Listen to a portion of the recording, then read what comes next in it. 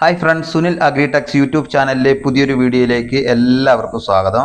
അപ്പോൾ നമ്മുടെ ഇന്നത്തെ വീഡിയോ എന്താണെന്ന് വെച്ചിട്ടുണ്ടെങ്കിൽ ഞാൻ ജൈവ രീതിയിൽ കുറച്ച് വാഴ കൃഷി ചെയ്തിട്ടുണ്ടായിരുന്നു. അപ്പോൾ അതിന് നല്ല റിസൾട്ട് കിട്ടി. അപ്പോൾ അതുകൊണ്ടാണ് ഈ വീഡിയോ ചെയ്യുന്നത്.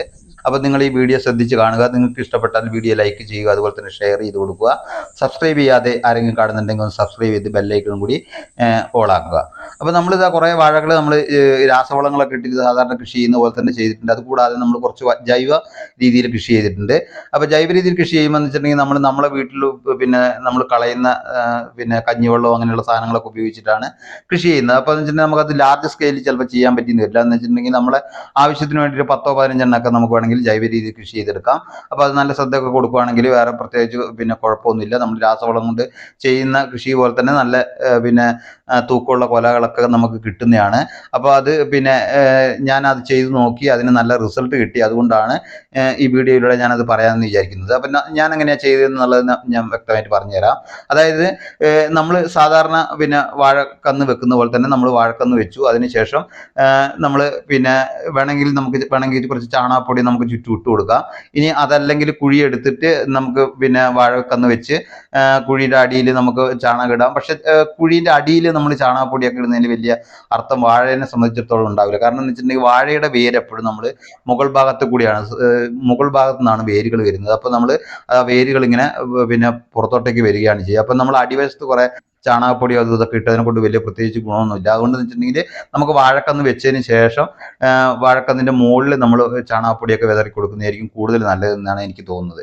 അപ്പം ഞാൻ ചെയ്തതെന്ന് വെച്ചിട്ടുണ്ടെങ്കിൽ വാഴക്കന്ന് വെക്കുമ്പോൾ പ്രത്യേകിച്ച് വളങ്ങളൊന്നും കാര്യങ്ങളൊന്നും ചെയ്തിട്ടില്ലായിരുന്നു. അപ്പം വാഴക്കന്ന് വെച്ചതിന് ശേഷം പിന്നെ നമ്മളൊരു 10-15 ദിവസം കഴിയുമ്പോഴത്തേക്ക് നമ്മൾ വാഴക്കന്ന് ചെറുതായിട്ട് മുളച്ച് വരുന്നുണ്ടല്ലോ. ആ മുളച്ച് വരുന്ന സമയത്ത് നമുക്ക് വേണമെങ്കിൽ കുറച്ച് ചാണകപ്പൊടിയോ, പക്ഷെ ഞാൻ ചാണകപ്പൊടിയല്ല ഇട്ടത്, ഞാൻ ഇട്ടത് കോഴിവളമാണ്. കോഴിവളം ഇട്ട് കൊടുത്തു. കോഴിവളം ഇട്ടതിന് ശേഷം പിന്നെ നല്ലവണ്ണം നനച്ച് അത് മൂടിക്കൊടുത്തു.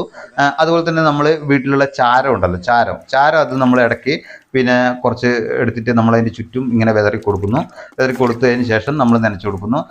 അത് ചെയ്യുന്നു. അതുകൂടാതെ നമ്മൾ ചെയ്യുന്നതെന്ന് വെച്ചിട്ടുണ്ടെങ്കിൽ വേറെ 2 കാര്യങ്ങൾ കൂടി ചെയ്യുന്നുണ്ട്. അതായത് നമ്മൾ അടുക്കളയിൽ നമുക്ക് വേസ്റ്റ് വരുന്ന നമ്മൾ കഞ്ഞിവെള്ളം ഉണ്ടല്ലോ, കഞ്ഞിവെള്ളം നമ്മൾ പിന്നെ ഒരു ബക്കറ്റിലേക്ക് നമ്മൾ ഒഴിച്ചു വെക്കുന്നു. അപ്പോൾ ഒഴിച്ചു വെച്ചതിന് ശേഷം അതിൻ്റെ അകത്തേക്ക് നമ്മൾ പച്ചക്കറീൻ്റെ വേസ്റ്റും കാര്യങ്ങളെല്ലാം അതിൻ്റെ തന്നെ ഇട്ട് വെച്ചിട്ട് മൂടി വെക്കുന്നു.